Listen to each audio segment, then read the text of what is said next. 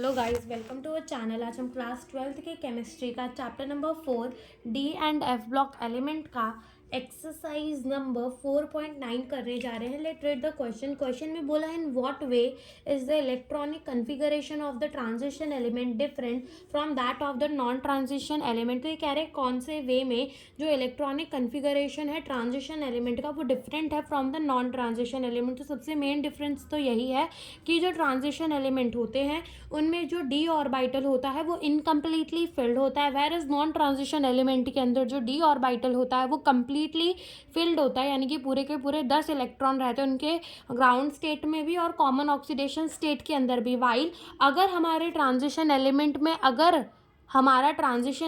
में क्या है, डी ऑर्बिटल कंप्लीटली फिल्ड है बट वो अपने कॉमन ऑक्सीडेशन के स्टेट के अंदर इनकम्प्लीटली फिल्ड हो ही जाता है। ठीक है, तो हमारा आंसर क्या होगा? The main difference between the electronic configuration of the transition element and non transition element is that transition element have a partially filled d orbital, यानी कि incompletely filled, while non transition element have no d orbital. Non transition element जो होता है उसके पास D orbital होता ही नहीं है, no d orbital, या फिर कंप्लीटली फिल्ड डी ऑर्बिटल होता है। जैसे एग्जाम्पल ले लो, हमारा क्या होता है स्कैंडियम। ठीक है, अगर हम इसकी इलेक्ट्रॉनिक कन्फिगरेशन लिखे तो वो क्या होता है आर्गन 3d1 4s2। ठीक है, इसका एटॉमिक नंबर होता है 21 और यहाँ 18 इलेक्ट्रॉन, 19 20 और ये 21 हो गए। ठीक है, अब यहाँ पे आर्गन जो स्कैंडियम जो है वो हमारा क्या है, ट्रांजिशन एलिमेंट है।